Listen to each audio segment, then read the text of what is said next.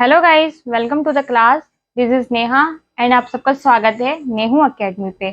तो गाइस, आज की क्लास में हम स्टार्ट करने जा रहे हैं मैक्रो इकोनॉमिक्स का एक बहुत ही important topic, that is monetary policy. तो गाइस, आज की क्लास में हम डिस्कस करेंगे कि मॉनेटरी पॉलिसी होती क्या है एंड मॉनेटरी पॉलिसी को लाया क्यों गया, और रिमेनिंग चैप्टर या इसके रिमेनिंग टॉपिक हम आने वाली वीडियोज में डिस्कस करेंगे। तो उसके लिए आप मेरे चैनल को लाइक एंड सब्सक्राइब कर लीजिएगा। तो आइए स्टार्ट करते हैं।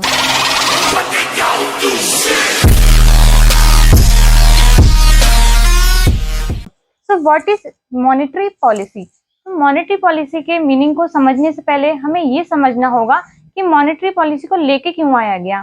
तो हमारे देश का जो सेंट्रल बैंक है यानी कि आरबीआई मॉनेटरी पॉलिसी को लेकर आई। मनी सप्लाई के फ्लो को कंट्रोल करने के लिए आरबीआई मॉनेटरी पॉलिसी को लेकर आई, क्योंकि अगर मनी सप्लाई हमारी कंट्री में ज्यादा हो जाएगी या मनी सप्लाई हमारी कंट्री में कम हो जाएगी तो इससे इन्फ्लेशन और डिफ्लेशन की सिचुएशन अराइज होगी।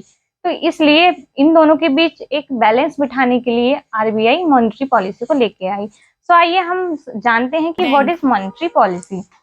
Monetary policy refers to the credit control measure adopted by central. यानी कि मॉनेटरी पॉलिसी क्या है? एक क्रेडिट कंट्रोल टूल है। क्रेडिट का मतलब होता है मनी। तो मॉनेटरी पॉलिसी एक ऐसी पॉलिसी है जिसका यूज क्रेडिट को यानी कि मनी को कंट्रोल करने के लिए किया जाता है। और इसको लेकर कौन आई थी? आरबीआई यानी कि सेंट्रल बैंक इसको लेकर आया था। आइए इसको एक चार्ट के थ्रू हम समझते हैं। इफ मनी सप्लाई एक्सेस, अगर हमारी कंट्री में पैसे का सर्कुलेशन यानी कि मनी का सर्कुलेशन ज्यादा हो जाता है, हमारी कंट्री में मनी ज्यादा होती है, तो उससे क्या होता है? तो उससे लोगों की जो परचेसिंग पावर है वो इंक्रीज हो जाती है। क्योंकि अगर लोगों के पास पैसा ज्यादा होगा तो वो ज्यादा परचेस करेंगे, ज्यादा डिमांड करेंगे। तो अगर मनी सप्लाई एक्सेस में है यानी कि पैसे का सर्कुलेशन ज्यादा है तो लोगों की परचेसिंग पावर इंक्रीज होगी। लोगों की परचेसिंग पावर इंक्रीज होगी तो उससे डिमांड इंक्रीज होगी। एंड अगर लोगों की डिमांड इंक्रीज होगी तो प्रोड्यूसर क्या करेंगे? सप्लाई तो कम है एंड डिमांड ज्यादा हो गई है, तो इस सिचुएशन में क्या होगा? डिमांड ज्यादा है, सप्लाई क्या है? कम है।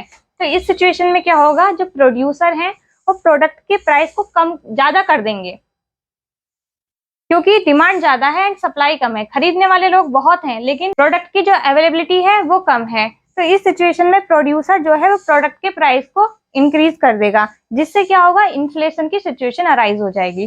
तो ये जो इन्फ्लेशन की सिचुएशन होती है वो हमारी कंट्री के लिए बैड मानी जाती है, खराब मानी जाती है। क्योंकि अगर हमारी कंट्री में इन्फ्लेशन हो जाएगा तो गरीब लोग प्रोडक्ट नहीं खरीद पाएंगे, जिससे क्या होगा? पॉवर्टी इंक्रीज होगी यानी कि भुखमरी बढ़ जाएगी। लोग खाने की चीजें नहीं खरीद पाएंगे। जो गरीब लोग होते हैं, अमीर लोग तो खरीद लेंगे, उन्हें प्रॉब्लम नहीं होगी, बट इसका इफेक्ट जो है गरीब लोगों पे ज्यादा पड़ेगा। इसलिए ये सिचुएशन जो होती है हमारी कंट्री के लिए अच्छी नहीं होती है। वहीं दूसरी ओर अगर हम बात करें, अगर मनी सप्लाई डिक्रीज हो जाती है यानी कि पैसे का फ्लो कंट्री में कम हो जाता है, तो इससे क्या होगा? लोगों के पास पैसा कम होगा।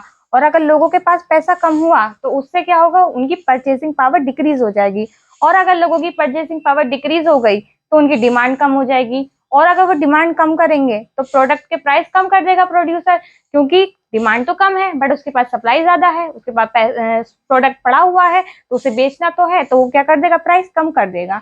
जिससे क्या होगा? प्राइस कम होगा तो डिफ्लेशन की सिचुएशन आ जाएगी। इस सिचुएशन में प्रोड्यूसर क्या करेगा? प्रोडक्ट के प्राइस कम हो गए हैं, दैट्स व्हाई वो ज्यादा मैन्युफैक्चरिंग नहीं करेगा। इसलिए हमारी कंट्री में प्रोडक्शन कम हो जाएगा। और अगर प्रोडक्शन कम हुआ तो हमारी कंट्री की जो जीडीपी है वो भी कम हो जाएगी, हमारी कंट्री की ग्रोथ नहीं हो पाएगी। तो ये दोनों ही सिचुएशन जो होती हैं हमारी कंट्री के लिए अच्छी नहीं मानी जाती हैं। इसलिए आरबीआई क्या करती है? मॉनेटरी पॉलिसी लेकर आती है, और मॉनेटरी पॉलिसी के थ्रू वो इन्फ्लेशन एंड डिफ्लेशन दोनों को कंट्रोल करती है, एक बैलेंस बिठाने का काम करती है। एंड हमारी कंट्री में हर 2 महीने के बाद मॉनेटरी पॉलिसी आती है, इसलिए मॉनेटरी पॉलिसी को बाई मंथली पॉलिसी कहा जाता है। यानी कि एक साल में 6 बार मॉनेटरी पॉलिसी आती है। तो बेसिकली यही है हमारी मॉनेटरी पॉलिसी। ये एक गवर्नमेंट का आरबीआई का टूल है जिसका यूज मनी सप्लाई को कंट्रोल करने के लिए किया जाता है। आई होप आपको ये टॉपिक समझ में आ गया होगा, और अगर कोई क्वायरी है तो आप कमेंट्स करके पूछ सकते हैं। तो थैंक यू गाइज, आज की क्लास में इतना ही, और आने वाले टॉपिक्स हम आने वाली वीडियो में डिस्कस करेंगे। एंड इसके लिए आप मेरे चैनल को लाइक एंड सब्सक्राइब कर लीजिएगा। Thank you.